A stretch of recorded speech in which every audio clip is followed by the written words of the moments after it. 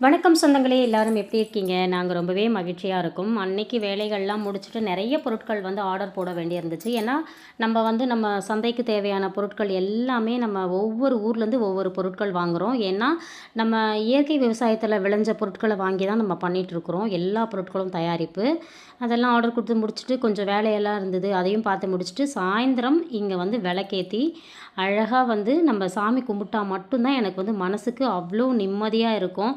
நம்மக்கிட்ட இருக்கிற குறைகளெல்லாம் மனுஷங்க கிட்ட சொல்கிறத விட தெய்வத்துக்கிட்ட முறையிட்டோம்னு வச்சுக்கோங்களேன், அது நம்மள வந்து கேலி கிண்டல் எதுவும் செய்யாது. நம்மளோட முதுகுக்கு பின்னாடி நம்மள பற்றி குறை பேசாது. அது வந்து ஒரு பாசிட்டிவ் வைபா அதெல்லாம் வந்து கேட்டு நம்மளுக்கு நிவர்த்தி பண்ணும். அதெல்லாம் தெய்வத்துக்கிட்ட சொல்லி முடிச்சுட்டு, அதுக்கப்புறமா ஒரு அருமையான ஒரு காஃபி வந்து பூஜா குட்டி போட்டு குடுத்துச்சு. குடிச்சு முடிச்சுட்டு, அன்னைக்கு நைட் டின்னர் பார்த்தீங்கன்னா, சோறு வடிச்சுட்டோம். ஏன்னா மீதி குழம்பெல்லாம் இருந்துச்சு. சோறு வடிச்சுட்டோம். அப்புறம் வந்து சாப்பாடு வந்து மீதி இருந்ததால் அதை தண்ணி ஊற்றி வைக்காம என்ன பண்ணோம், இந்த மாதிரி எலுமிச்சை சாறு ஊற்றி கொஞ்சம் மஞ்சத்தூள் உப்பு போட்டு அப்படியே கிளறி அழுத்தி வச்சுட்டேன். வெளியவே வச்சாவே நல்லாயிருக்கும் அந்த மாதிரி கிளறி அழுத்தி.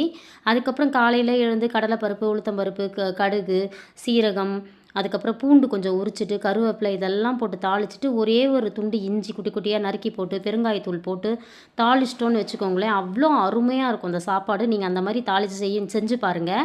இதே மாதிரி தான் புளி கரைசலும் ஊற்றி நம்ம இந்த அழுத்தி வச்சுட்டு, இதே மெத்தடில் தாளித்து சாப்பிட்லாம். அவ்வளோ சூப்பராக இருக்கும். ஆனால் புளி சோறுக்கு நம்ம இஞ்சி மட்டும் சேர்க்க மாட்டோம். மற்றதெல்லாம் போட்டுக்கலாம்.